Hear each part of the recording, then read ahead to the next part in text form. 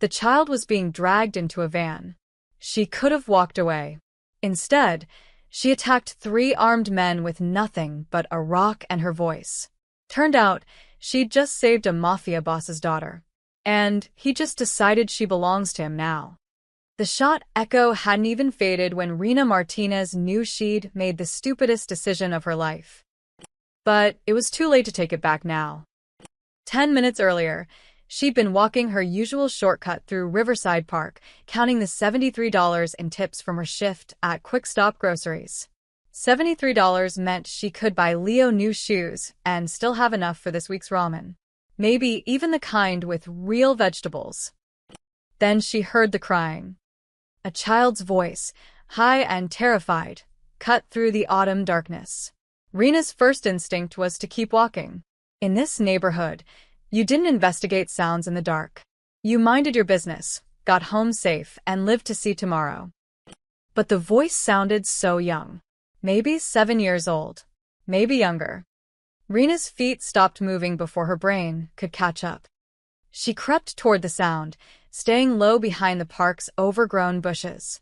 Her heart hammered against her ribs as she peered through the branches. What she saw made her blood freeze. A black van sat idling near the tennis courts, headlights off. 3 men in dark suits surrounded a small girl with black curly hair and a torn pink dress. She couldn't have been more than 8 years old. One man gripped her arm so hard the girl's face twisted in pain. Another spoke rapidly into a phone, his voice tense and urgent. "We got her. Moving to the secondary location now. Boss wants this done clean." The girl sobbed, trying to pull away. "My papa will find you. He'll." The man yanked her forward, cutting off her words. "Your papa should have paid more attention, princess." Rena's hands shook as she fumbled for her phone. Dead battery. Of course. She hadn't charged it since yesterday. She should run. Find help. Call 911 from somewhere else. But in the seconds it would take her to find a phone, that van would disappear into the night with that little girl inside. And Rena had watched enough news to know what happened to kidnapped children. The statistics flashed through her mind, each one worse than the last. The man started pulling the girl toward the van's open door. Rena didn't think. She just moved. She grabbed the biggest rock she could find and hurled it at a parked sedan 20 feet away. The rock smashed through the driver's window, and immediately the car's alarm screamed into the night. Lights flashed. The sound shattered the silence, like breaking glass. What the hell? One of the men spun toward the noise. Rena didn't give them time to figure it out. She charged from the bushes, screaming at the top of her lungs. Fire. Somebody call 911. Fire in the park. People always responded to fire faster than help. She learned that in some long-ago safety seminar. The men froze for just a second, 1 second of pure confusion, and Rena used it. She barreled straight into the man holding the girl, slamming her shoulder into his chest with all 120 pounds of her weight. He stumbled. His grip loosened. "Run!" Rena screamed at the girl. "Run!" The girl didn't need to be told twice. She twisted free and sprinted toward the park entrance, her little legs pumping as fast as they could go. Then everything went to hell. The man Rena had hit grabbed her by the hair and slammed her against the van. Pain exploded across her back. She tasted blood. "Stupid bitch." He pulled his arm back. Rena saw the fist coming but couldn't move fast enough. It connected with her cheek, and the world tilted sideways. She hit the ground hard, her vision swimming with dark spots. Through the blur, she heard shouting. The men were arguing. The car alarm still wailed. Somewhere in the distance, she heard what might have been sirens. Or maybe that was just the ringing in her ears. "She's gone. The kid's gone. Forget the girl. We gotta move." "What about her?" A boot pressed against Rena's ribs. "Leave her. We were never here." The boot lifted. Doors slammed. The van's engine roared to life, and tires squealed against pavement. Then silence, except for that damn car alarm and Rena's ragged breathing. She lay on the cold ground, staring up at the stars through the tree branches. Every part of her body screamed in pain. Her face felt like it was on fire. Something warm and wet dripped down her chin, blood from her split lip. But the girl was gone. Safe. Running. Rena started to laugh, then immediately regretted it as her ribs protested. She'd done it. She'd actually done it. She'd saved that kid, and all it cost her was a black eye and probably a concussion. Worth it.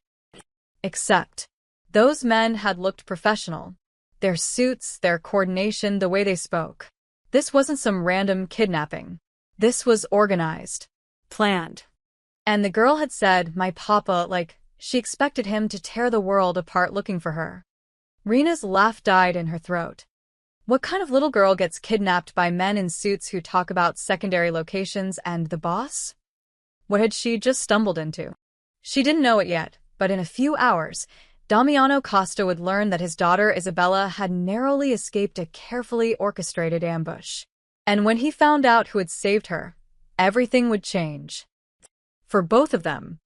Rena closed her eyes and waited for the spinning to stop, unaware that across the city, the most dangerous man in New York was about to learn her name. Rena woke up to the sound of engines idling outside her window. Multiple engines. She cracked one eye open, the other was swollen shut, and immediately regretted existing. Every muscle in her body felt like it had been run through a meat grinder. Her face throbbed in time with her heartbeat. The digital clock on her nightstand blinked 6:47 a.m.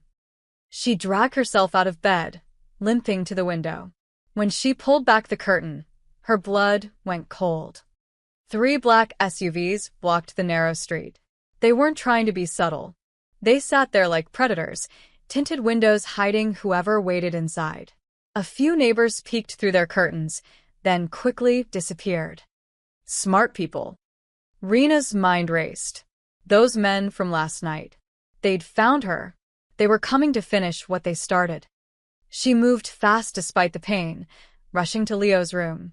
Her 13-year-old brother was still asleep, his headphones askew, phone clutched in his hand. He'd fallen asleep watching videos again. Leo, she shook his shoulder. Leo, wake up. He mumbled something and rolled over. Leo, we need to. The apartment door exploded inward. Not unlocked. Not knocked. Exploded.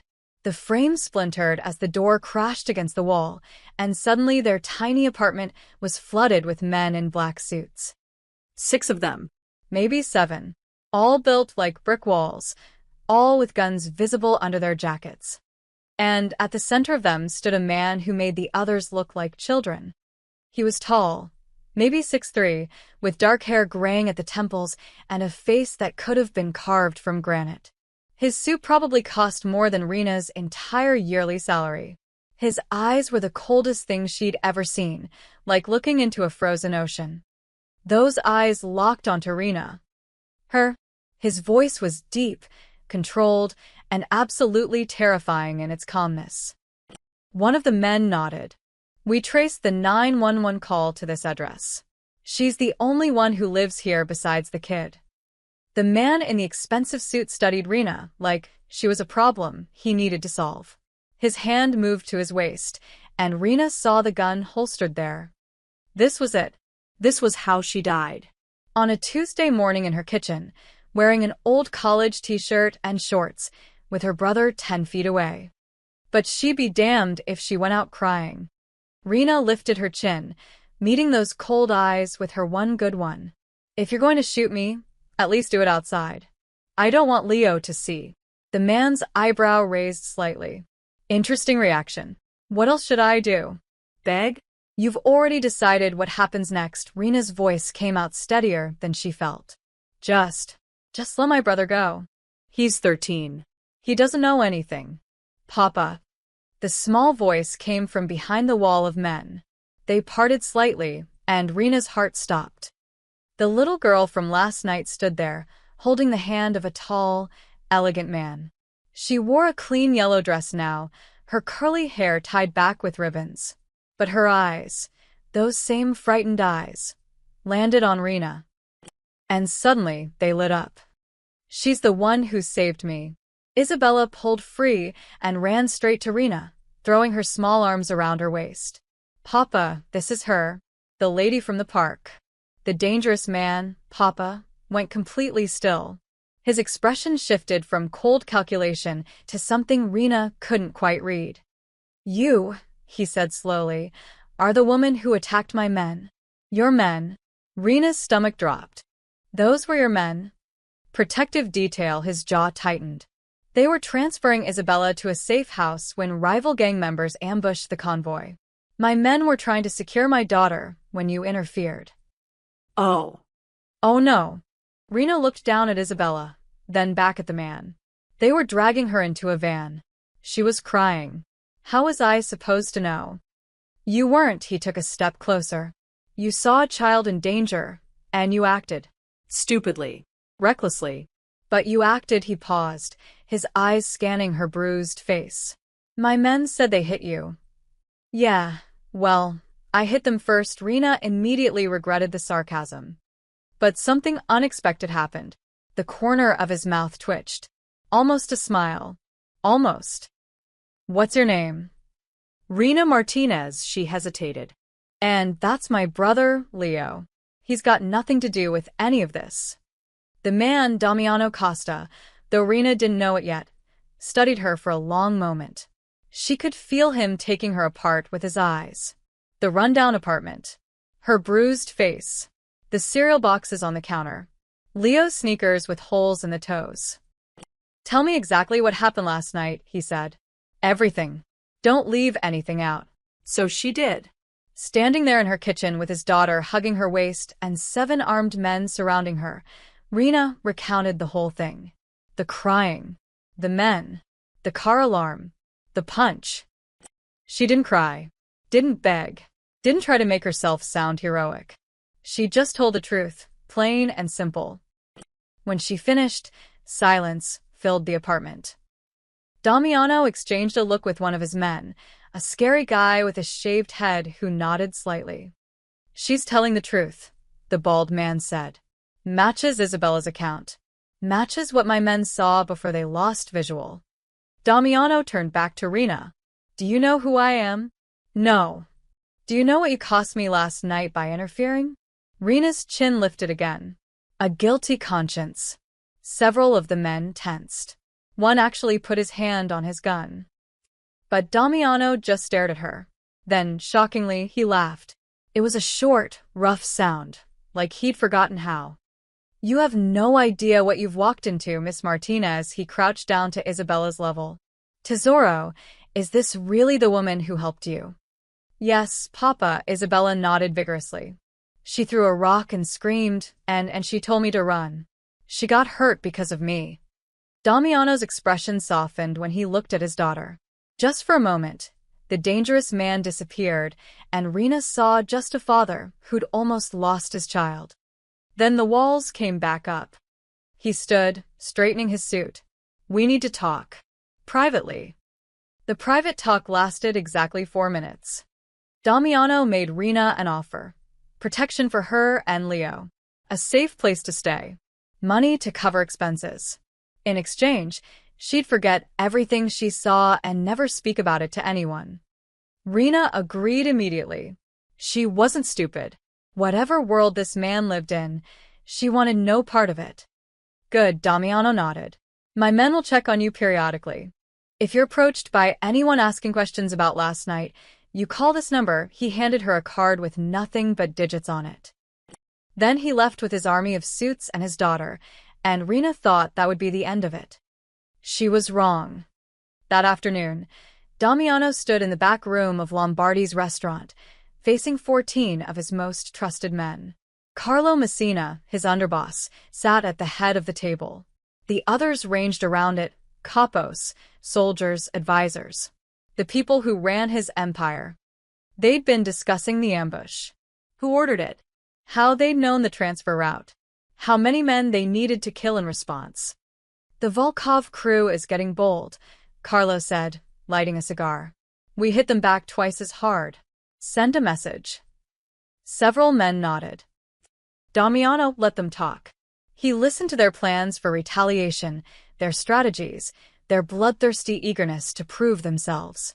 Then he raised his hand, and the room fell silent instantly. "Before we proceed," he said calmly, "there's another matter." Carlo frowned. "What matter?" "The woman who interfered last night. Rena Martinez. The civilian?" Carlo's lip curled. "What about her? We paid her off, didn't we?" "No," Damiano's voice was quiet, but carried absolute authority.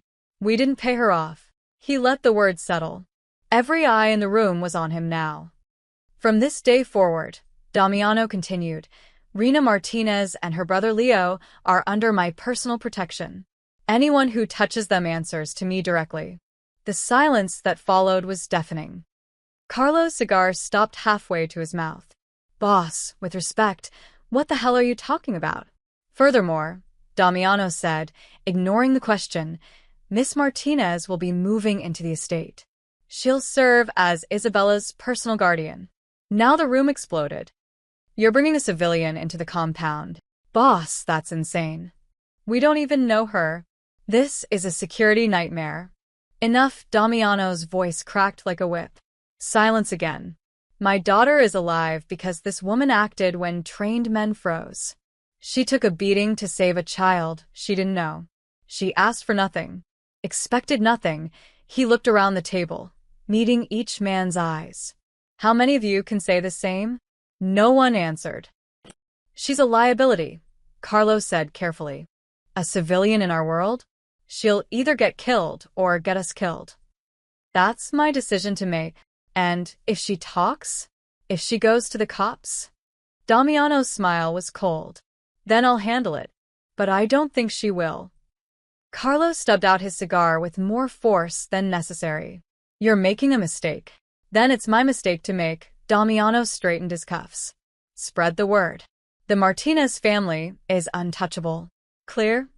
A chorus of reluctant "yes, boss" followed. But Damiano saw the looks they exchanged. The doubt, the fear that he was going soft, that grief over his late wife was clouding his judgment. Let them think what they wanted. Isabella was safe. That was all that mattered. That evening, Rena was making mac and cheese when someone knocked on her door. Not pounded, not broke it down, just knocked. She opened it to find a young guy in a suit, maybe 25, with nervous eyes. "Miss Martinez? Mr. Costa sent me to inform you that arrangements have been made for you and your brother to relocate to his estate. We'll move you tomorrow morning." Rena blinked. "Excuse me? For your protection. He's assigned you as his daughter's guardian." "I never agreed to that." The young guy shifted uncomfortably. "Mr. Costa doesn't really ask, ma'am. He decides." "Well, he can undecide." Rena crossed her arms. "I appreciate the protection offer, but we're fine here. Tell him thanks, but no thanks." The guy looked like she'd asked him to jump off a bridge. "Ma'am, I really don't think."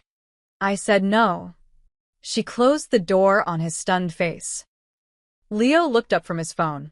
"Was that about last night?" "Yeah."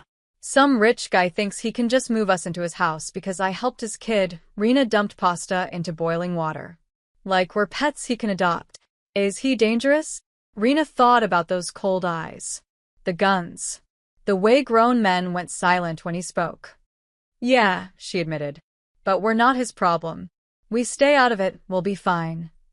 3 hours later, at 11 p.m., Rena learned exactly how wrong she was. The crash woke her, glass shattering, followed by shouting. She grabbed the baseball bat from beside her bed and ran to the living room. The window was broken. A brick lay on the floor, paper wrapped around it with rubber bands. Leo stood in his doorway, eyes wide with fear. "What's happening?" Rena grabbed the brick with shaking hands and unwrapped the paper. The message was written in red marker. "Costa's whore dies next." Her blood turned to ice. More shouting outside. Car engines. She ran to the window and saw 3 guys spray painting their building. The words were huge and red. "Costa bitch lives here." She grabbed her phone and dialed the number from the card. Damiano answered on the first ring. "Miss Martinez." "They're here." Her voice shook. They broke my window. Left a note. I don't know what to do. Lock your door. Don't open it for anyone but my men. They'll be there in 4 minutes. How did they find me? Because I made you visible by declaring my protection. His voice was calm, but edged with anger. Not at her. At himself. This is my fault. But I'll fix it. I can't stay here. No. You can't. A pause. The offer still stands. My estate. Full protection for you and Leo. Rena looked at her brother, trembling in the doorway, at the brick on her floor, at the hate-filled message. She'd thought she could stay out of Damiano's world. But the moment she'd saved Isabella, she'd already entered it. And now the world was coming for them whether she liked it or not. Okay, she whispered. Okay, we'll come. Good. Pack what you need. My men arrive in 3 minutes. He hung up. Rena stared at the broken window and realized her old life had just ended.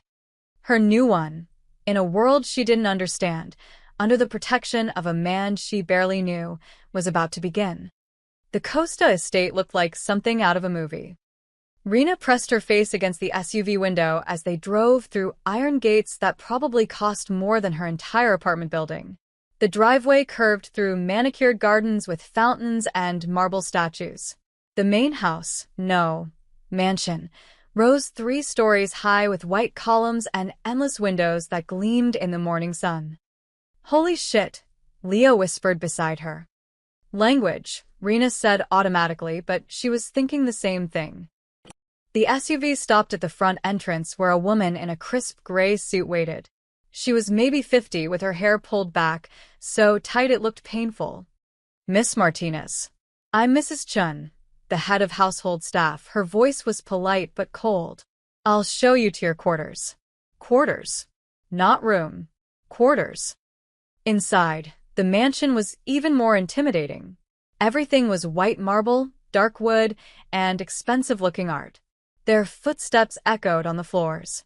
Men in suits stood at every corner, hands clasped in front of them, eyes tracking every movement.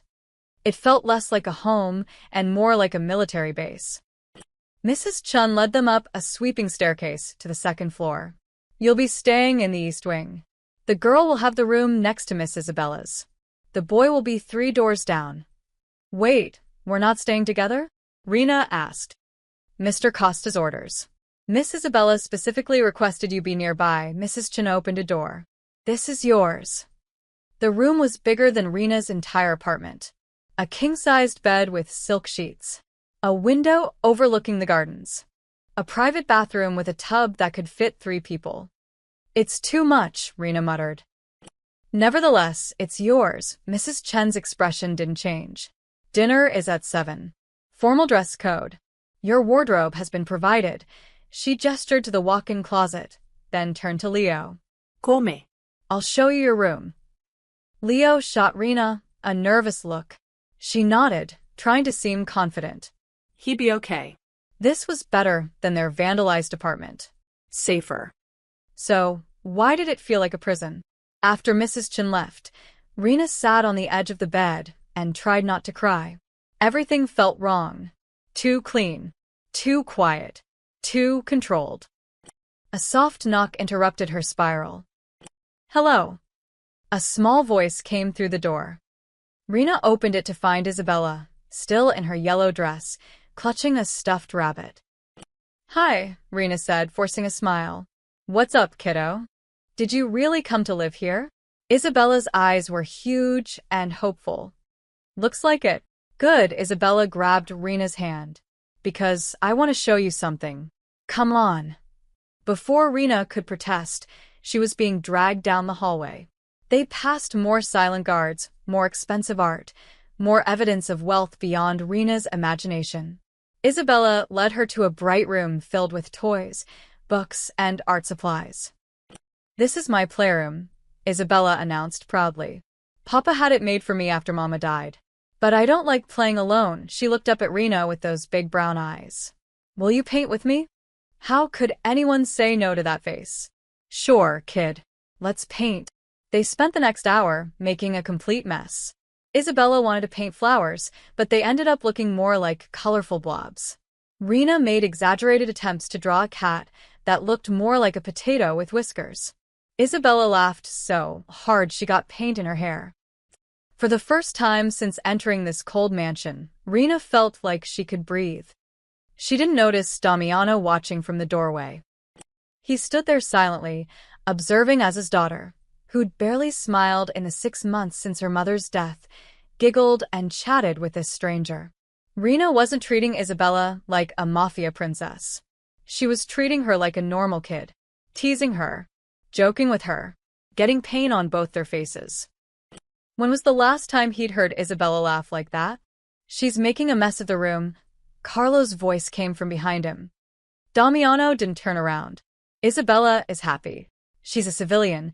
Damiano, Carlo stepped closer, voice low. She doesn't understand our world. The rules. The threats. She's going to be a liability. She saved my daughter when trained men failed. Once. Through dumb luck, Carlo's jaw tightened. Mark my words, bringing her here is a mistake. She'll either break under pressure or expose us to danger. Probably both. Damiano finally turned to face his underboss. Carlo had been his right hand for 15 years. They built this empire together. But right now, looking at his old friend's cold calculation, Damiano felt the distance between them. Your concern is noted, Damiano said quietly. Now get back to work. Carlo's expression hardened. Yes, boss. As he walked away, Damiano heard Isabella's voice drift from the playroom. Rena, can you read me a story next? Papa's always too busy. The words hit harder than any bullet. He was too busy. Too consumed with business, with revenge, with maintaining control.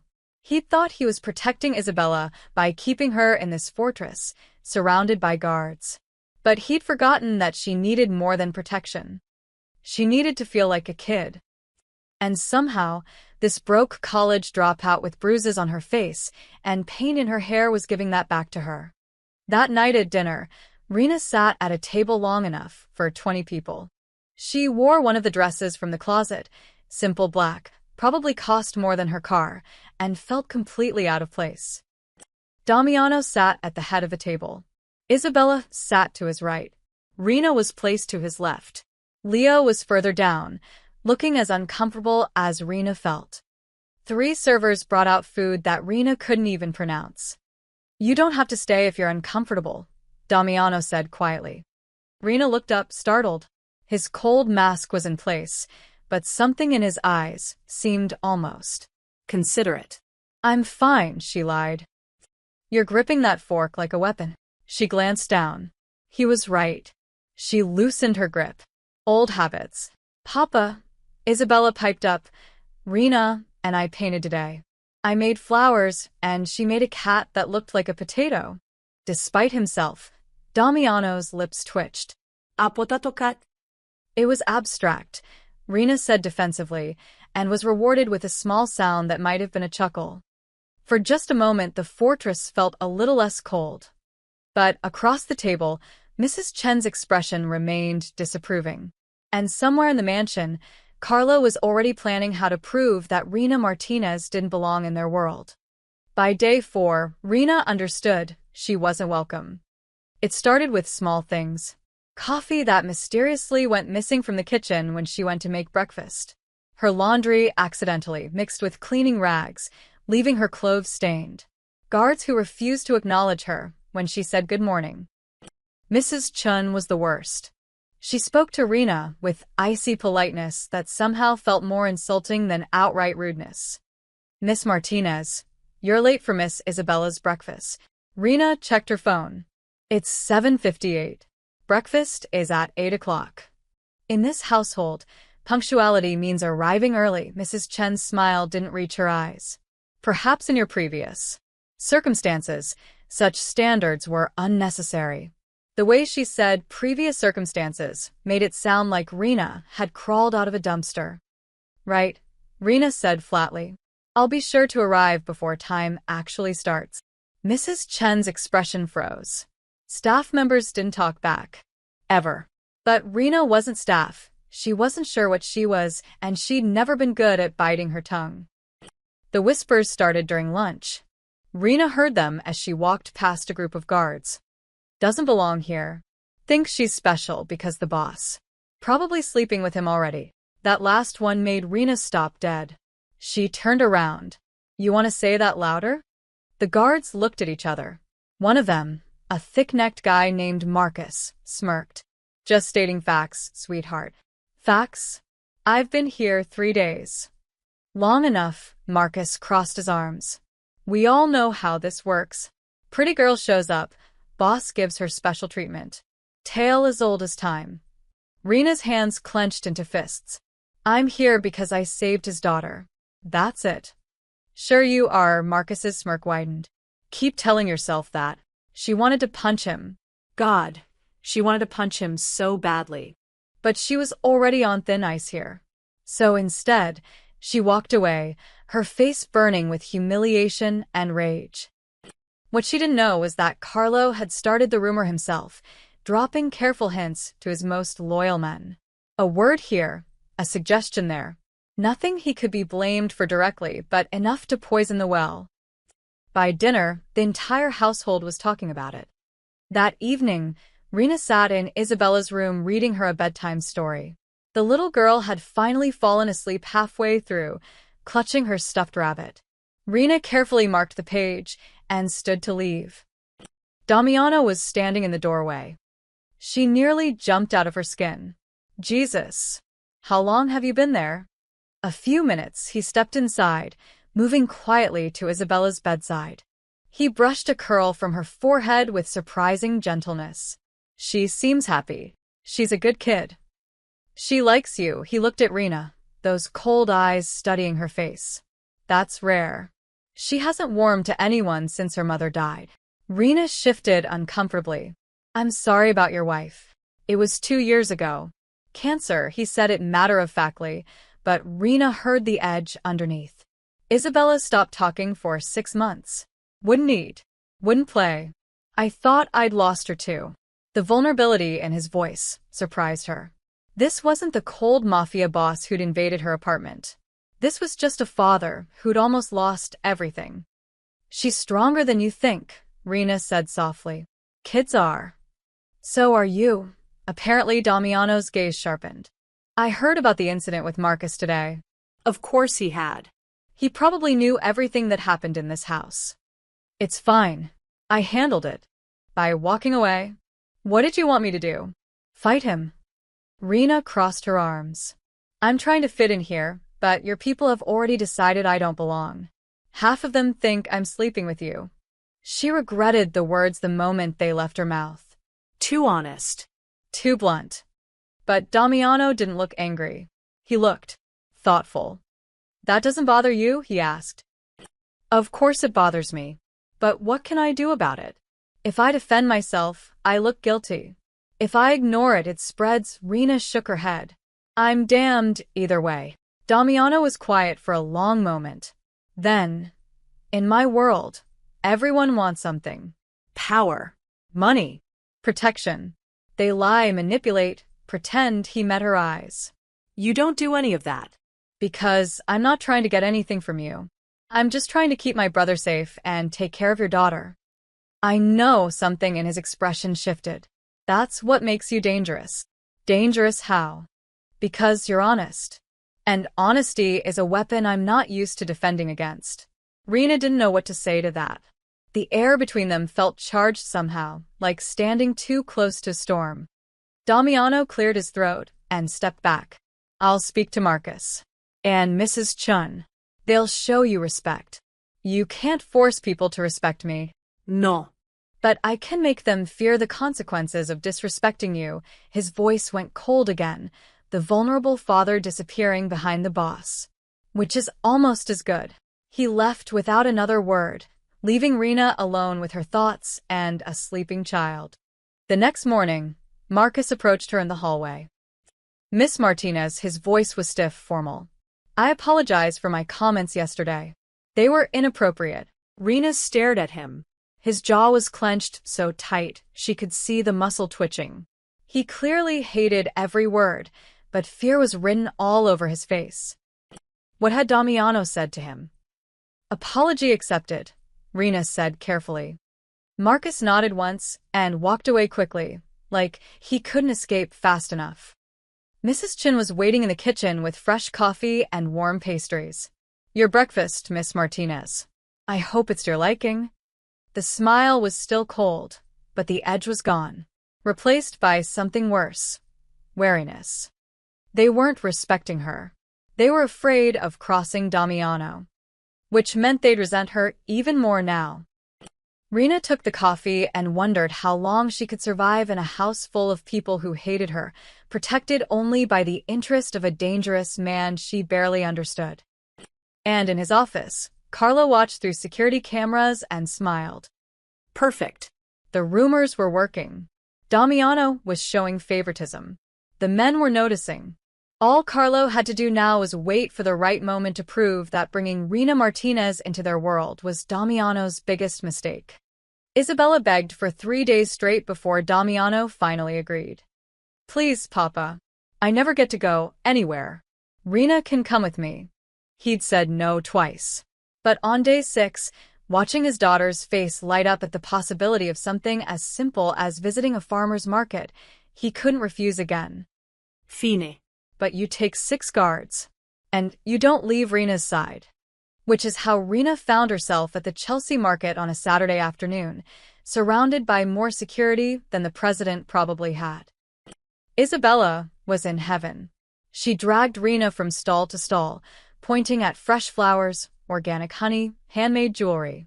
For the first time since arriving at the estate, Rena saw the girl act like a normal 8-year-old instead of a Mafia princess. Can we get strawberries? Isabella tugged Rena's hand. The big ones. Sure, kid. Let's get strawberries. The guards maintained a perimeter, 2 in front, 2 behind, 2 scanning the crowd. Marcus was among them, still avoiding eye contact with Rena. Professional but cold. They approached a produce stall overflowing with fruit. The vendor, an elderly man with kind eyes, smiled at Isabella. Hello, young lady. These strawberries are the sweetest in the city. While Isabella chatted with him, Rena scanned the crowd. Force of habit from her old neighborhood, where you always watched your surroundings. Most people looked normal. Families. Couples. Tourists taking photos. Then she saw it. A black van, idling at the market entrance. Nothing unusual about that. Delivery vans came and went all the time. But something about this one made her skin prickle. The windows were too dark. The engine was running, and the driver wore sunglasses despite the overcast sky. She'd seen that same van outside the estate 2 days ago. Rena's heart started racing. Isabella, stay close to me. But I want to look at the flowers. Now, Isabella. The little girl heard something in Rena's voice and moved closer immediately. Rena caught Marcus's eye. Something's wrong. He frowned. What? That van. 3 o'clock. I've seen it before. Marcus glanced over, his hand moving toward his jacket. The other guards tensed, following his gaze. The van's side door slid open. Everything happened in slow motion and too fast at the same time. 3 men jumped out, automatic weapons already raised. Rena saw the barrels swing toward the produce stall, toward Isabella, and her body moved before her brain caught up. Get down. She grabbed Isabella and dove behind the produce stall, covering the girl's body with her own, as the world exploded into chaos. Gunfire erupted. Not movie gunfire, real, deafening cracks that made Rena's ears ring. Wood splintered. Glass shattered. People screamed. Stay down. Rena pressed Isabella into the ground behind crates of apples, making herself as big as possible to shield her. The guards returned fire. More gunshots. Someone screamed in pain. Rena couldn't tell if it was one of theirs or the attackers. Isabella was crying, her small hands clutching Rena's shirt. I want my papa. I want my papa. I know, baby. I know. Just stay down. Don't move. A bullet hit the crate next to Rena's head, exploding an apple into chunks. Juice and bits of fruit sprayed across her face. Too close. Way too close. More gunfire. More screaming. Rena could hear Marcus shouting orders, coordinating the guards. The attackers were advancing, trying to flank them. They weren't just shooting randomly. They were trying to get to Isabella. Rena's eyes darted around desperately. The stall was providing cover, but if the shooters got closer... She grabbed a wooden crate and dragged it in front of them, adding another layer of protection. "Good girl," she whispered to Isabella. "You're doing so good. Just keep your head down." A guard dropped beside them, the young nervous one who'd come to her apartment that first day. His name was Tommy. Blood spread across his shoulder. "They're coming around the left," he gasped. Rena looked. One of the shooters was indeed circling, trying to get a clear angle on their position. Without thinking, she grabbed a melon from the destroyed produce display and hurled it as hard as she could. It hit the shooter in the face, not enough to hurt him but enough to make him stumble and duck for cover. Marcus used the distraction to take aim and fire. The shooter went down. Then, as suddenly as it started, the gunfire stopped. The attackers retreated to their van, which peeled away with screeching tires. Sirens wailed in the distance, growing closer. Rena stayed frozen over Isabella, not daring to move until Marcus touched her shoulder. "They're gone. You can get up." She looked around. The market was destroyed. Overturned stalls. Shattered glass. Produce scattered everywhere like confetti. 3 guards were wounded, including Tommy. But they were all alive. And Isabella was alive. "Is it over?" Isabella's small voice was muffled against Rena's shirt. "Yes, sweetie. It's over." Isabella started sobbing then, huge racking sobs that shook her whole body. Rena held her tight, rocking slightly, whispering reassurances even though her own hands were shaking. Black SUVs screeched to a halt at the market entrance. Damiano emerged before his driver had even fully stopped, his face a mask of controlled fury. He ran to them, actually ran, dropping to his knees beside Rena and Isabella. "Isabella," his voice cracked. "Baby, are you hurt?" Isabella launched herself into his arms. "Papa." "They shot at us. But Rena saved me. She covered me." Damiano's eyes met Rena's over his daughter's head. The gratitude there was overwhelming. And something else. Something that looked almost like fear. "You're hurt," he said, noticing the blood on Rena's arm. She looked down. A piece of flying glass had sliced her forearm. She hadn't even felt it. "It's nothing." "It's not nothing," he stood, still holding Isabella, and turned to his men. "Get them home. Now.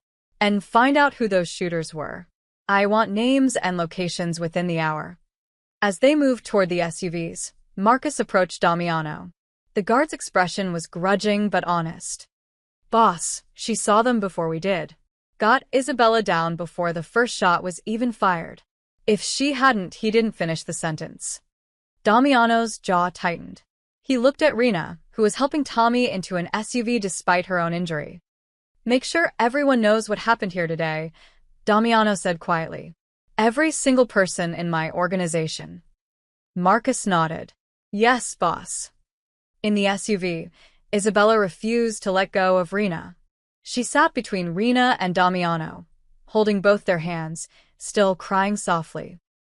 And for the first time since this nightmare began, Rena saw Damiano's mask completely crack.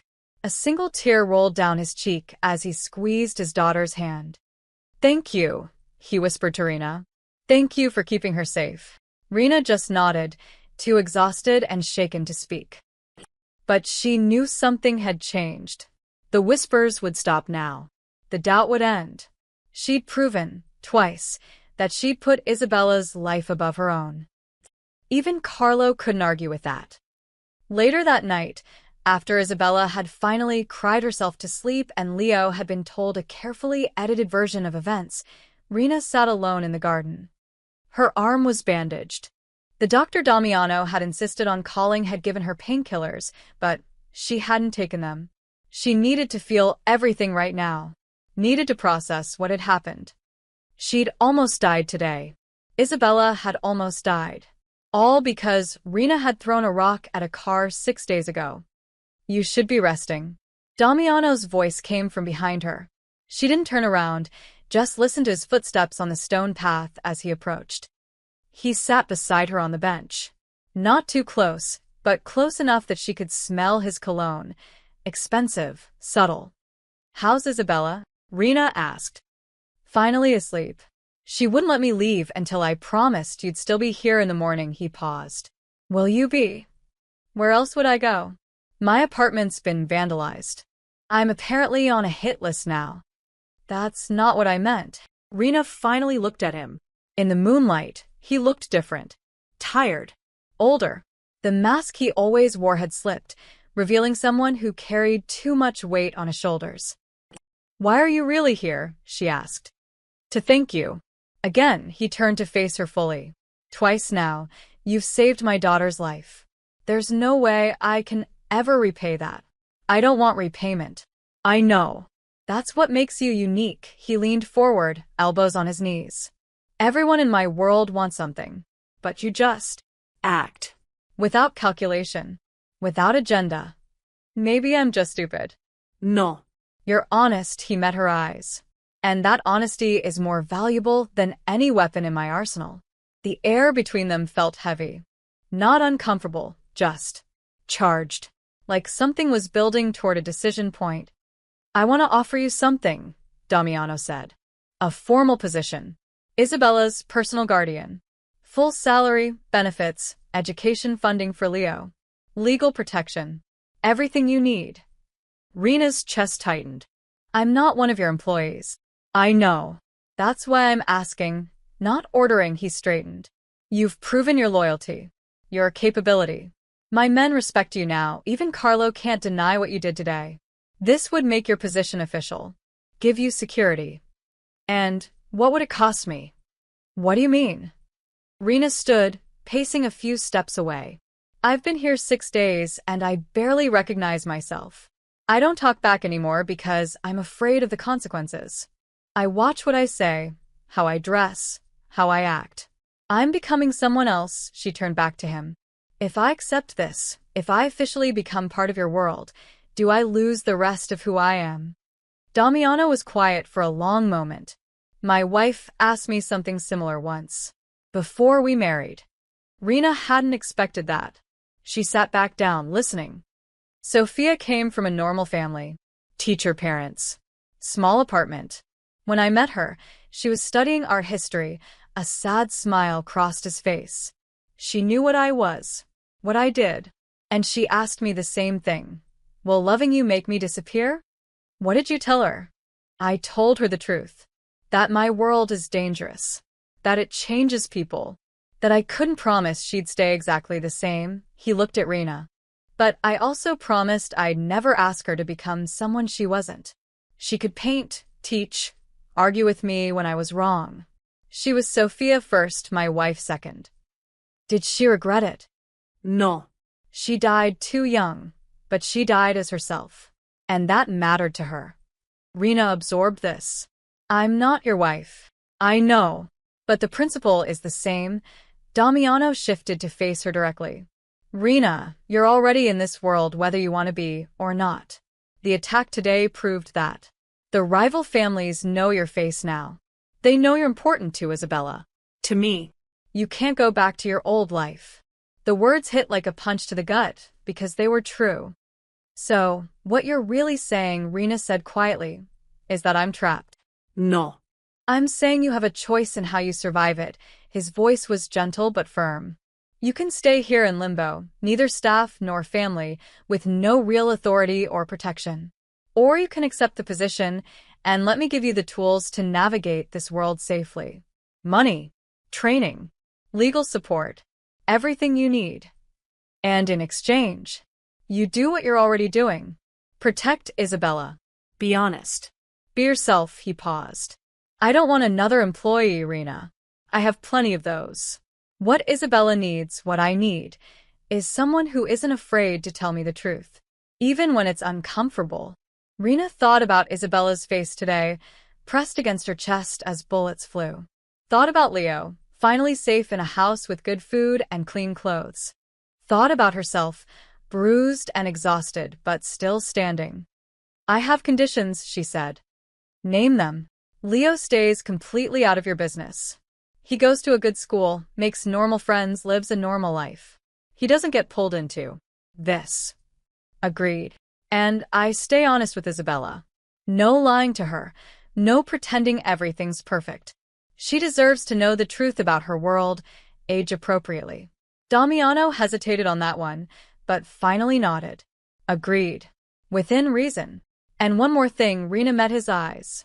If I ever think this is hurting more than helping, if I think staying here is damaging me or Leo, I can leave.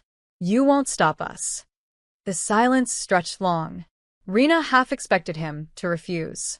Men like Damiano didn't let people walk away. But he surprised her. If you want to leave, you can leave. Both of you, his voice was quiet. I won't stop you. But I will make sure you're protected, wherever you go. The sincerity in his words caught her off guard. This wasn't a negotiation tactic. He meant it. Okay, Rena said softly. Okay, I accept. Something shifted in Damiano's expression. Not quite relief, but close. Thank you. Don't thank me yet. You might regret hiring someone who argues with you. I doubt that. He stood, offering his hand. Welcome to the family, Miss Martinez. She took his hand. His grip was firm, warm, and for the first time since this nightmare began, Rena felt like she was making a choice instead of just reacting. One more thing, she said as he turned to leave. Yes. You should spend more time with Isabella. Not just protection detail time. Real time. She misses you. Most men would have taken offense at being told how to parent. But Damiano just nodded slowly. You're right. I will. After he left, Rena sat alone in the garden for a while longer. Somewhere above, a light was on in Isabella's window. The girl was probably awake again, afraid of nightmares. Rena stood and headed inside. She had a job to do now. A real one. And for the first time in years, she felt like she was exactly where she needed to be. Carlo stood in the billiard room, surrounded by 5 of Damiano's most senior lieutenants. Cigar smoke hung thick in the air. He's changing, Carlo said, chalking his cue. You've all seen it. The market attack wasn't her fault, Vincent, one of the capos, argued. She protected the kid. That takes guts. Sure. Once Carlo lined up his shot. But now she's on payroll. She sits at his table. She whispers in his ear. He struck the ball hard. When was the last time the boss made a major decision without consulting US first? The men exchanged glances. Last week, Marco, another lieutenant, said slowly. He canceled the Volkov retaliation. Said we needed to focus on protecting what matters. Exactly, Carlo straightened. The Damiano Costa, I know, would have burned their operations to the ground by now. But instead, he's playing defense. Staying home. Spending time in gardens having late-night conversations with a civilian. You think she's manipulating him? Vincent frowned. I think she's a distraction. He can't afford. Carlo poured himself a drink. Look, I get it. She's saved Isabella. We owe her for that. But making her Isabella's official guardian? Giving her access to the compound, to family discussions? That's not gratitude. That's something else. You saying the boss has feelings for her? I'm saying he's going soft. And soft men don't survive in our world. Carlo met each man's eyes. Just think about it. That's all I'm asking. He left the words hanging like poison in the air. That same night, Rena couldn't sleep. Again. She'd been having nightmares since the market attack. Every time she closed her eyes, she heard gunshots and Isabella's screams. So she'd taken to walking the garden paths late at night when the house was quiet. Tonight, she found Damiano already there. He sat on the same bench they'd shared before, staring at a marble fountain that probably cost more than a house. He looked exhausted, still wearing his suit pants and dress shirt, but with the tie gone and sleeves rolled up. Can't sleep either? Rena asked. He glanced up, unsurprised. Insomnia. I've had it for years. Mind if I sit? He gestured to the space beside him. She sat, leaving a respectful distance between them. For a while, neither spoke. They just listened to the fountain and the distant city sounds beyond the estate walls. Sophia used to sit out here, Damiano said suddenly. Every night, around midnight. She'd paint by lamplight. Said the quiet helped her think. Rena waited, sensing he needed to talk. I didn't understand it at first. Why she'd choose to be awake when the world was sleeping. But after she died, he trailed off. Now I get it. The quiet is easier than the nightmares. What was she like? Rena asked softly. Stubborn. Brilliant. She saw beauty in everything. A small smile touched his lips. She used to argue with me about business. Not the operations, she never wanted details about that. But the philosophy. She'd say, money without meaning is just numbers, Damiano. What are you building toward? Sounds like she kept you honest. She did, his expression darkened. When she got sick, she made me promise to protect Isabella from this life. Let her be normal, she said. Let her go to a regular school, have regular friends, he laughed bitterly. I built walls instead. Guards. Protocols. I kept her safe, but I made her a prisoner. Rena thought about Isabella's joy at the simple market trip. You were scared. Terrified, he looked at her. I still am. Especially after what happened. But she can't live in a fortress forever. She needs more than protection. I know, he paused. You're good for her.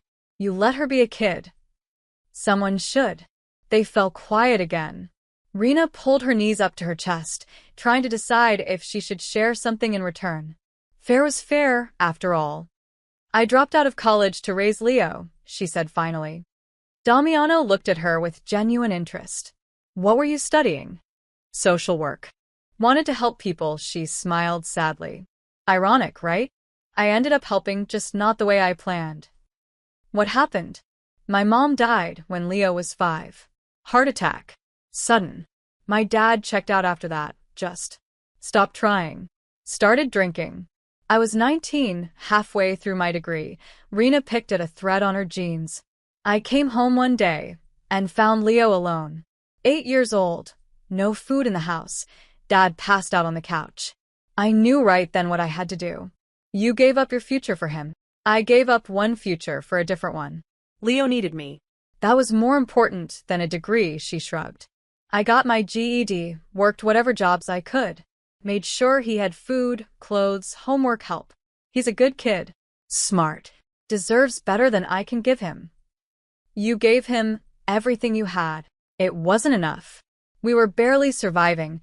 She looked at the mansion around them. This world you've built, it's scary and dangerous, and I still don't fully understand it. But Leo's safe here. Federal happy. That's all I ever wanted for him. Damiano studied her face in the moonlight. You're stronger than most of my men. I'm just stubborn. There's a difference. No. Strength isn't about muscles or guns. It's about making the hard choice and living with it. His voice was quiet but intense. You chose your brother over your dreams. You chose to save Isabella even when you could have walked away. You choose honesty even when lies would be easier. That's real strength. Rena felt her cheeks warm. You're giving me too much credit. I don't think I'm giving you enough. The air between them felt different suddenly. Not uncomfortable, but aware. Like they were both suddenly conscious of how close they sat, how personal this conversation had become. Damiano cleared his throat and stood. It's late. You should rest. Will you be able to? Probably not. But I'll try, he paused. Rena. Thank you. For talking. I don't do that often. Neither do I, she stood as well. But it helps. The talking. Yes. It does. He walked her to the house entrance, a gentlemanly gesture that seemed natural rather than forced. At the door, they paused. Good night, Damiano. It was the first time she'd used his first name. She saw something flicker in his eyes, surprise, maybe, or pleasure. Good night, Rena. She went inside, heart beating faster than it should. She told herself it was just gratitude, respect. the natural connection between two people who'd shared their pain. But deep down, she knew something was shifting between them. Something that had nothing to do with Isabella or duty or protection. Something that felt dangerous in an entirely different way.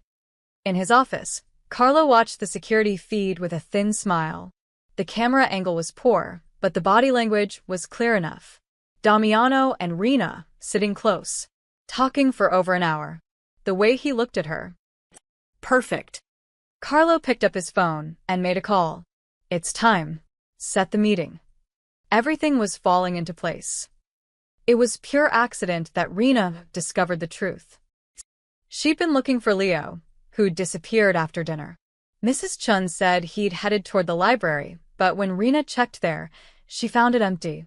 So she wandered the maze of corridors in the estate's older wing, servant passages that staff used to move unseen through the house.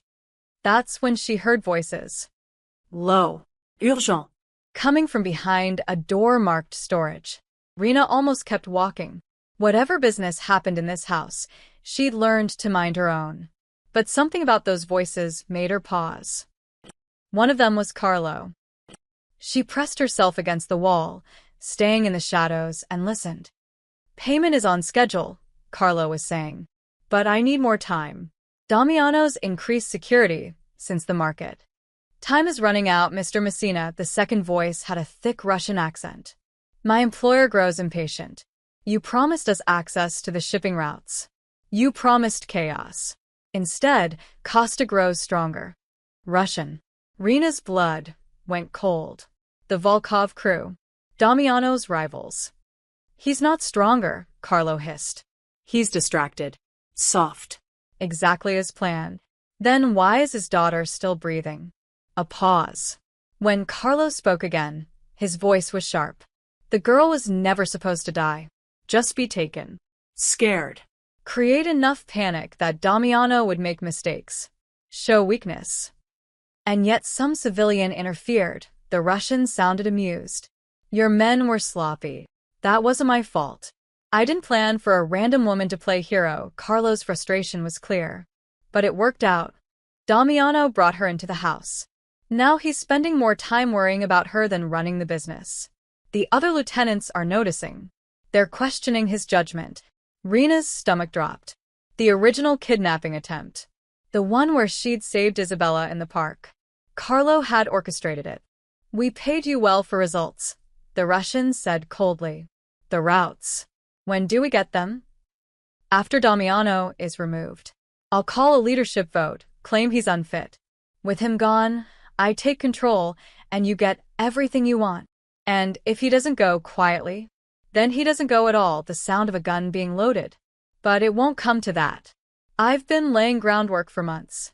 By the time he realizes what's happening, it'll be too late. Rena's heart hammered so hard, she thought they'd hear it through the door. She needed to move. Needed to warn Damiano. Needed to. The floor creaked under her foot. The voices inside went silent. What was that? The Russian asked. Rena ran. Behind her, the storage room door slammed open. Hey! She sprinted down the corridor, her sneakers slapping against marble. Heavy footsteps pounded after her. Stop her. Rena turned a corner and nearly collided with one of Carlo's men, a huge guy she recognized from the billiard room. He grabbed for her, but she ducked under his arm and kept running. The estate was a maze. She took a left, then a right, trying to remember the way back to the main wing. Behind her, more footsteps. More shouts. She burst through a door and found herself in the kitchen. Two cooks looked up in surprise.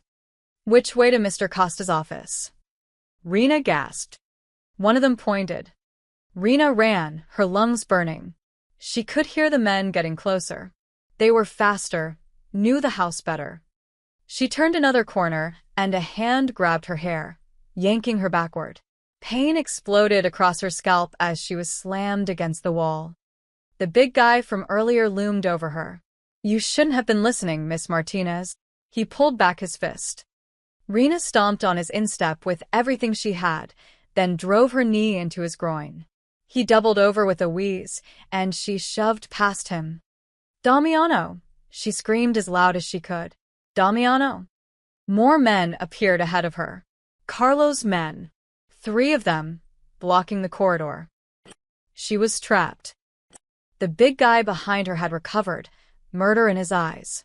The 3 ahead moved closer, boxing her in. Carlo wants to talk to you, one of them said. Don't make this harder than it needs to be. Damiano? Rena screamed again. Carlo's working with the Volkovs. A hand clamped over her mouth. Arms wrapped around her, lifting her off the ground. She kicked and fought, but there were too many of them. Then a gunshot cracked through the air. Everyone froze. Damiano stood at the end of the corridor, gun raised, flanked by Marcus and 4 other guards. His face was absolutely terrifying, cold fury carved in stone. Let her go. The men holding Rena hesitated. They were Carlo's, but Damiano was still the boss. Still the man who controlled everything. Slowly, they released her. Rena stumbled forward, gasping. Her mouth was bleeding where they'd hit her.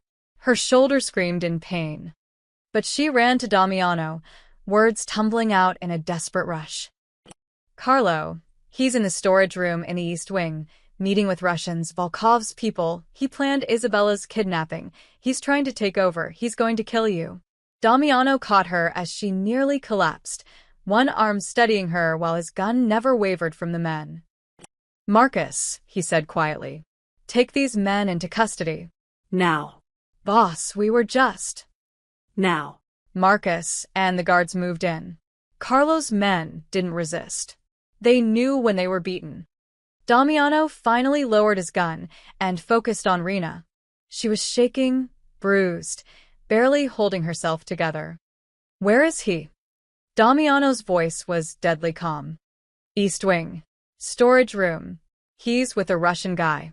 They were talking about shipping routes and removing you, and she grabbed his arm. Damiano, he planned everything. The kidnapping. Bringing me here. He wanted you distracted. Something dark and dangerous flashed across Damiano's face. He pulled out his phone and made a call. Lock down the estate. Nobody leaves. Find Carlo Messina and bring him to the meeting room. He paused. Alive. I want him alive. He hung up and turned to Rena. Can you walk? Yeah. I'm okay. No, you're not. He touched her chin gently, examining her split lip. But you will be. His eyes met hers, and in them she saw something that made her chest tight. You could have run, hidden, saved yourself. Isabella's in this house. Leo's in this house. I wasn't going to let him. I know. He pulled her into a brief, fierce hug. You did good. You probably just saved all our lives. When he released her, the vulnerable man was gone. The boss was back. Come with me, he said. You're going to tell me everything you heard. Every word. Every detail. As they walked toward the meeting room, Rena's legs shook, but she kept moving. She'd crossed a line tonight. There was no going back now. She wasn't just Isabella's guardian anymore. She was part of this war. And Carlo was about to learn what happened to people who threatened Damiano Costa's family. The meeting room felt like a tomb. Every lieutenant, every capo, every ranking member of the Costa organization sat around the massive table. 15 men who controlled millions of dollars and answered to one man. That man stood at the head of the table, silent and still as death itself. Damiano hadn't said a word since everyone assembled.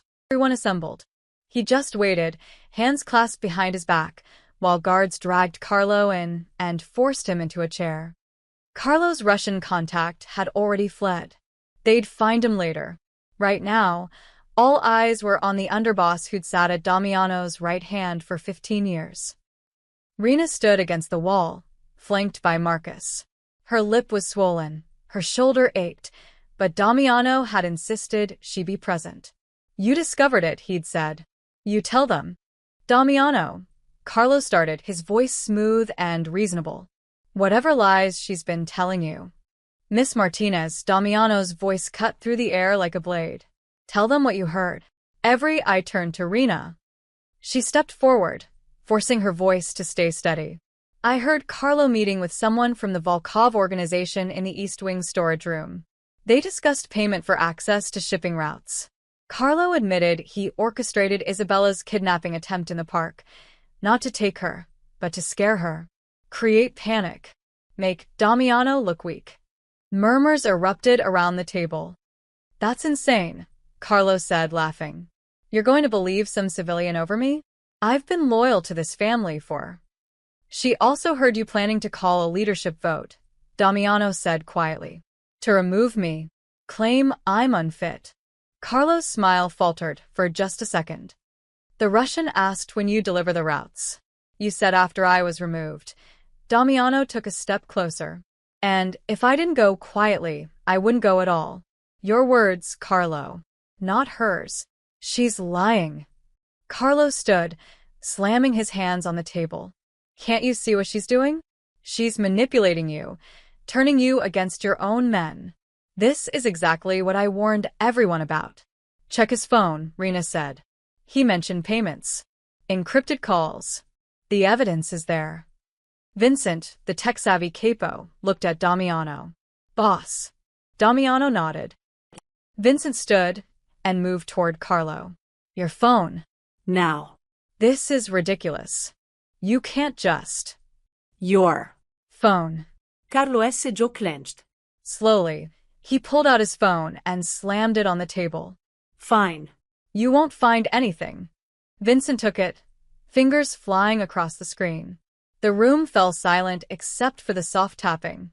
Every second felt like an hour. Then Vincent's face went white. Boss, he said quietly. Encrypted messaging app. Hidden folder. Calls to a Russian number. Multiple transfers to an offshore account. He looked up, stunned. It's all here. The room exploded. You betrayed us. How long has this been going on?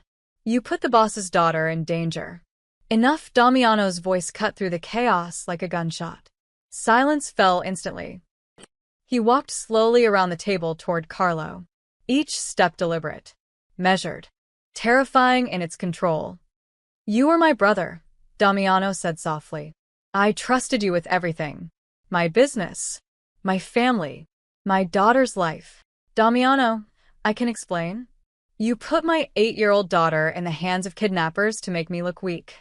It was just supposed to scare her. I never meant for. Damiano's fist connected with Carlo's jaw. The crack echoed through the room. Carlo hit the floor hard, blood streaming from his mouth. You used my grief against me. My wife's death.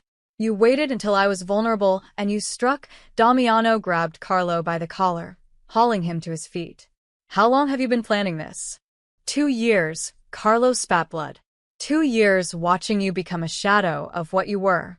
2 years watching this empire weaken because you couldn't let go of a dead woman. The words hung in the air like poison. Damiano's expression didn't change. He simply let go of Carlo, reached to his waist, and drew his gun. No, wait, Damiano. We can work this out. The gunshot was deafening in the enclosed space. Carlo dropped like a puppet with cut strings. Blood pooled beneath him, spreading across the expensive marble floor. His eyes stared at nothing. No one moved. No one breathed. Damiano holstered his gun and turned to face his men. His face was spattered with blood, but his voice was perfectly calm. Let this be clear. Betrayal ends one way. Always. He looked around the table. Carlo thought I was weak because I chose to protect my family. Because I brought a civilian into our world. Because I listened to someone who had no agenda except saving my daughter's life. He gestured to Rena, who stood frozen against the wall. She did what none of you had the courage to do.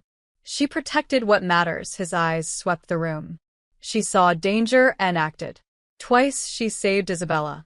Tonight, she risked her life to warn me of a threat that lived in my own house. A threat that none of you, my most trusted men, detected. The lieutenants looked at each other, shame written on their faces. From this moment forward, Miss Martinez's word carries the same weight as any capo in this room. You will respect her. You will listen to her. You will protect her as you would protect me, he paused. Anyone who has a problem with that can join Carlo on the floor. Silence. Then Vincent stood. No problem, boss. One by one, the others stood as well. No problem, boss. Marcus stepped forward. Miss Martinez, you have my loyalty. The others echoed the sentiment, each man nodding to Rena with genuine respect. The hostility was gone. The doubt was erased. She'd proven herself in blood and fire. Damiano turned to her. You should go check on Isabella. Make sure she slept through this. Rena nodded, unable to speak past the lump in her throat. She walked past Carlo's body without looking down, through the room full of dangerous men who now saw her as one of their own. As she reached the door, she heard Damiano's voice one more time. And someone clean this up. I want no trace of him by morning. The message was clear. Carlo Messina had never existed. Traitors didn't deserve to be remembered. Rena closed the door behind her and leaned against the wall, shaking. She'd just watched a man die. Watched Damiano pull the trigger, without hesitation. This was his world. Brutal, unforgiving, absolute. And somehow, impossibly, she was part of it now. The house felt different after Carlo's death. Not immediately, the first day. Everyone moved like they were walking through a minefield. But by day 10, Rena noticed the change. Guards nodded to her in hallways. Mrs. Chun brought her coffee, without the icy undertones. Staff asked her opinion on Isabella's schedule. Damiano had restructured everything. Vincent was promoted to underboss. 3 of Carlo's most loyal men were quietly removed, transferred to other operations, which probably meant something Rena didn't want to know about. New protocols were established. New chains of command. And somehow, impossibly, Rena found herself in the middle of it all. Miss Martinez, what time does Isabella prefer lunch? Mrs. Chun asked one morning. She likes eating around noon, but she's usually hungry by 11:30. Maybe have snacks ready. Of course.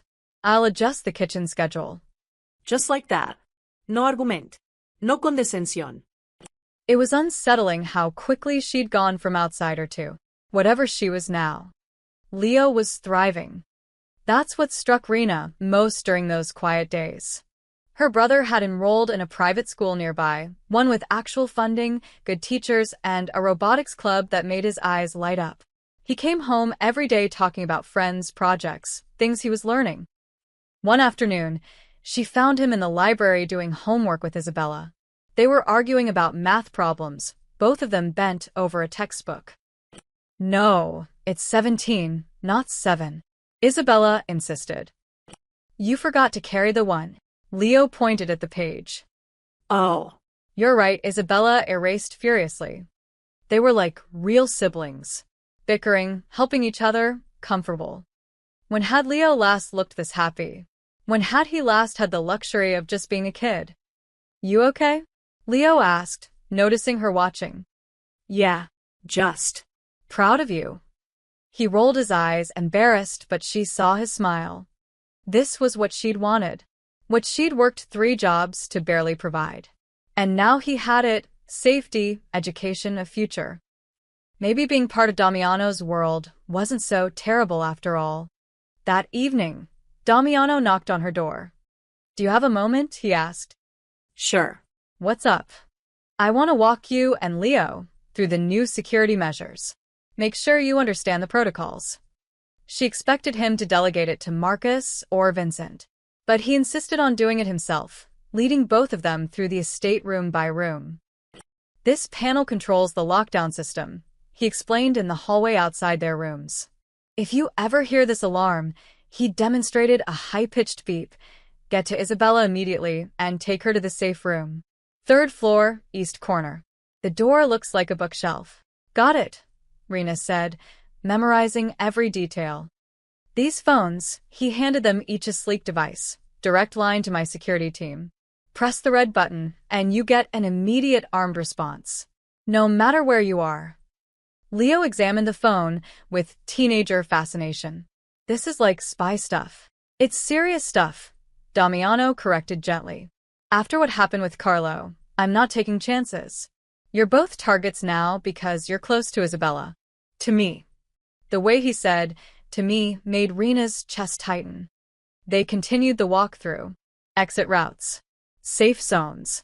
Emergency protocols. Damiano was thorough, patient, answering every question. When Leo asked about the security cameras, Damiano actually showed him the control room, explaining the system in detail. It was such a father thing to do. Not the Mafia boss instructing his employees, but a protective man making sure the people he cared about were safe. After Leo went to bed, Rena and Damiano ended up in the garden again. It was becoming their place, where they could talk without masks, without roles. Thank you, Rena said, for taking the time with Leo. You didn't have to do all that yourself. I wanted to. Damiano sat on their usual bench. He's a good kid. Smart. You did well raising him. I just tried not to screw him up too badly. You did more than that. You gave him values. Strength. Hope. He paused. Those are harder to teach than people think. They sat in comfortable silence for a while. The fountain burbled. Stars emerged one by one overhead. Can I ask you something? Rena said finally. Always. Do you ever regret it? This life. Damiano considered the question seriously. Every day. But it's the only life I know. My father built this empire. I inherited it at 23 when he was killed. I could have walked away, let it collapse. But then what happens to the people who depend on us? The families we protect? The communities we support? He shook his head. It's not all violence and crime, Rena. There's loyalty here. Honor. Rules that matter. Even after Carlo? Especially after Carlo. He broke those rules. He paid the price. Damiano looked at her. Does it bother you? What you saw? Yes, she admitted. But I understand why it happened. He would have killed you. Killed Isabella. Destroyed everything. And that makes it acceptable? I don't know if acceptable is the right word. But necessary? Yeah, I think so. Damiano smiled slightly. You're adapting to this world better than I expected. I'm not sure if that's a compliment. It is. He shifted to face her more directly. Rena, I need you to understand something. You're not just Isabella's guardian. You've become, he searched for the word, important. To the organization. To me. The men respect you. They listen to you. That's power. Real power. I don't want power. I know. That's what makes you trustworthy. His eyes were intense in the moonlight. But power finds people whether they want it or not. The question is what you do with it. What do you think I should do with it? Keep doing what you're doing. Be honest. Protect Isabella. Challenge me when I'm wrong, he smiled. You're good at that last part. She laughed softly. Someone has to keep you humble. Humble. Is that what we're calling it? They were sitting closer than before. When had that happened? Rena could smell his cologne, see the faint lines around his eyes, the silver threading through his dark hair. He was handsome. She'd noticed before, but kept that observation locked away. Now, in the quiet of the garden with defenses lowered, it was harder to ignore. I should go, she said, standing quickly. Early morning tomorrow. If Damiano noticed her sudden retreat, he didn't comment. Of course. Sleep well, Rena. You too, Damiano. She walked back to the house, heart beating too fast, thoughts spinning. This was dangerous territory. He was her employer, her protector, the father of the child she cared for. Getting emotionally involved would be a disaster. But as she lay in bed staring at the ceiling, she couldn't stop thinking about the way he'd looked at her. The gentle way he'd taught Leo about security. The quiet conversations that made her feel seen in a way she hadn't felt in years. She was in trouble. The kind of trouble that had nothing to do with bullets or betrayals. And everything to do with falling for a man she couldn't have. Day 12 arrived quietly. No emergencies. No betrayals. No gunfire. Just a normal Saturday morning where Isabella insisted on making pancakes and Leo pretended he didn't know how to flip them just to make her laugh. Rena watched from the kitchen doorway, coffee in hand, as the two kids turned breakfast into a flower-covered disaster. Mrs. Chun hovered nearby, torn between horror at the mess and amusement at Isabella's joy. "I think you're supposed to put the batter in the pan, not on the floor," Leo deadpanned. "It slipped." Isabella giggled, trying to scoop it up. "That's what you said about the last three." This was what a home should feel like. That evening, Damiano did something unprecedented. He canceled his meetings, ignored his phone, and requested a private family dinner. Just the four of them, no staff, no guards hovering, no business. The small dining room felt intimate compared to the formal one they usually used. Candles flickered on the table. The meal was simple: pasta, salad, garlic bread. Isabella had insisted on helping cook, so everything was slightly imperfect and absolutely perfect. And then Mr. Torres said my robot design was the best in class. Leo was talking with his hands, animated in a way Rena rarely saw. "He thinks I could enter it in the state competition." "That's incredible," Damiano said genuinely. "You should absolutely do it." "Really?" "It costs money for the entry fee and materials." "Consider it handled," Damiano waved off the concern. "Your talent shouldn't be limited by budget." Leo's face lit up. "Thanks, Mr. Costa." "Damiano," he corrected gently. "Just Damiano." The gesture wasn't lost on Rena. He was including Leo, making him family, not just a ward under protection. Isabella launched into a story about art class, complete with dramatic reenactments that made everyone laugh. She was so different from the quiet, scared girl Rena had first met. Now she was vibrant, silly, confident. "And Rena, you have to see the painting I made. It's a potato cat." "Oh no," Rena groaned. "I'll never live that down. Never," Isabella declared triumphantly. Damiano chuckled, a real laugh, warm and unguarded. Rena caught his eye across the table, and something passed between them. An understanding, a shared recognition of what they'd built here. After dinner, Isabella begged for a card game. They played for over an hour, arguing about rules, accusing each other of cheating, laughing until their sides hurt. Leo won 3 times in a row, which Isabella insisted was statistically impossible and probably illegal. When the kids finally went to bed, Leo to his room, Isabella to hers, Rena walked with Damiano back downstairs. "Thank you for tonight," she said softly. "That was really nice." "It was perfect." He paused at the bottom of the stairs. "I can't remember the last time this house felt like a home. Before Sophia? Even before that, sometimes. My father ruled this place like a fortress. Cold. Strategic. Every dinner was a negotiation. Every conversation had an angle. He looked around the mansion with new eyes. But tonight was just family. Rena's heart squeezed. "Is that what we are? Family?" Damiano met her gaze directly. "What else would you call it?" Before she could answer, Vincent appeared from the hallway. "Boss, sorry to interrupt. Quick question about tomorrow's meeting. Can it wait?" Vincent glanced between them, reading the room. "Actually, yes. It can wait." "Sorry," he retreated quickly. But the moment was broken. Damiano's phone buzzed with messages, and reality came crashing back. He was still the boss of a criminal empire. She was still the girl who'd stumbled into this world by accident. "I should let you work," Rena said. "Rena, wait," he caught her hand, stopping her. "This thing between us." "There's nothing between us," she said quickly. Too quickly. His expression said he didn't believe her. "I'm not good at this. Relationships. Honesty outside of business. But I want you to know," he struggled for words. "You've changed everything. Not just for Isabella. For me. For this house. You remind us what matters." "Damiano. Let me finish." His grip on her hand tightened slightly. "I don't know what this is. I don't know where it goes. But I know I don't want to lose it." "Lose you?" Rena's breath caught. This was real. He was actually saying it. "I'm scared," she admitted.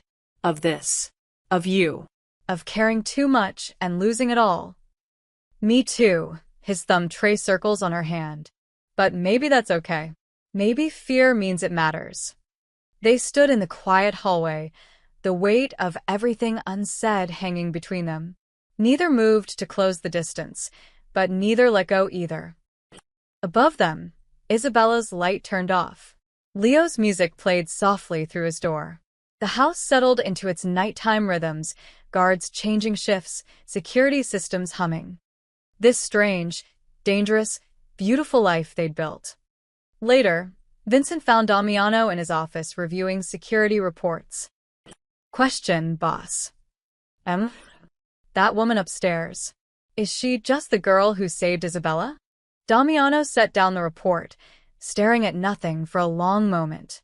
Then he smiled, small, genuine, almost surprised by his own answer. No.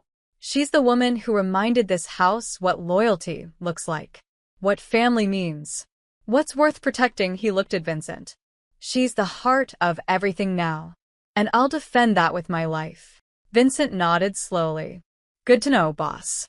After he left, Damiano walked to the window, overlooking the garden. Somewhere in this massive house, Rena was probably awake, thinking the same thoughts he was. Isabella slept safely. Leo dreamed of robotics competitions. His empire ran efficiently under new leadership.